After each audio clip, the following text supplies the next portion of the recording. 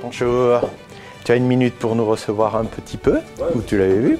Tu veux venir dans mon bureau? Ouais. Plutôt? Ça va bien? D'accord.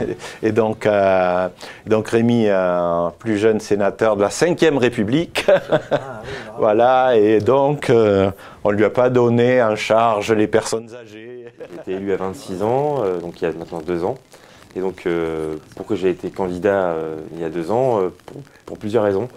La connaissance du secteur public, en tout cas en particulier les collectivités, c'est-à-dire que je travaillais dans le privé pour le secteur public, où j'accompagnais les collectivités à créer leur site internet, monter leur intranet, donc j'avais une connaissance assez fine des collectivités.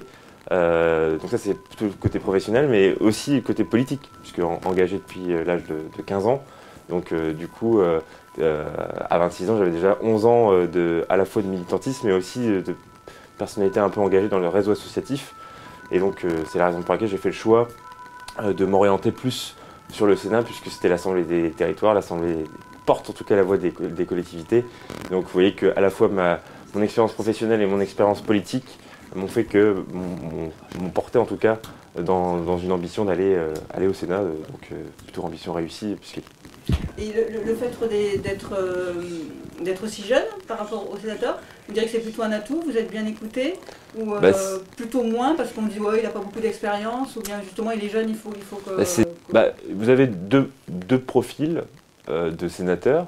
Vous avez le sénateur qui va être impressionné, parce que lui, en ayant fait quelques années en tant qu'élu local, et devenir sénateur, c'est peut-être une finalité à la fin d'une carrière politique plutôt réussie dans son territoire. Et puis vous avez aussi parfois l'autre profil de sénateur, je ne cite beaucoup de sénatrices, qui va s'interroger et peut-être faire des remarques, un peu comme on peut faire aux femmes en politique, en disant le petit jeune, le petit... Enfin voilà. Donc j'ai déjà entendu des choses, mais ceci dit, voilà, je rentre pas dans la confrontation, c'est pas ça qui m'intéresse. Je suis pas là pour ça en fait. Donc maintenant je sais que ça existe.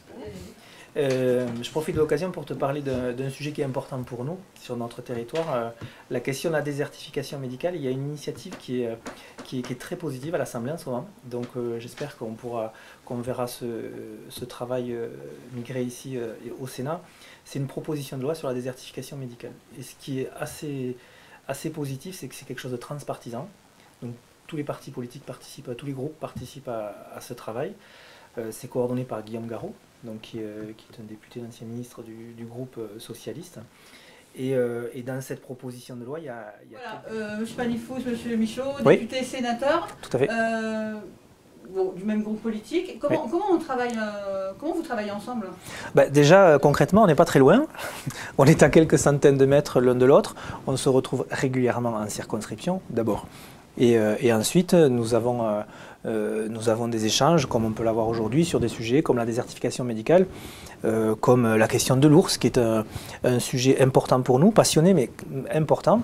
Et c'est des questions qu'on évoque ou en circonscription, ou ici concrètement, parce qu'on se rencontre régulièrement, aussi parce qu'on a d'excellents collaborateurs et collaboratrices, comme Sandra, que nous partageons à mi-temps chacun, et ça facilite d'autant plus nos échanges. Il y a deux points particulièrement positifs. Le premier, c'est une initiative qui serait la création d'écoles normales de la santé.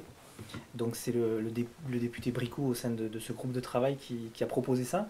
Et donc l'idée, ça serait qu'à la sortie de la 3e, nos jeunes puissent rentrer dans ce qui serait le pendant d'un lycée agricole, et qui permettrait aux jeunes de découvrir ce milieu et de les orienter non pas uniquement vers les études de médecine, puisqu'on a tendance à avoir ce tropisme sur les facultés de médecine, mais la santé c'est d'autres métiers, et donc de créer ces écoles normales de la santé pour attirer des jeunes vers les métiers de la santé au sens large, parce qu'on sait qu'on a un gros...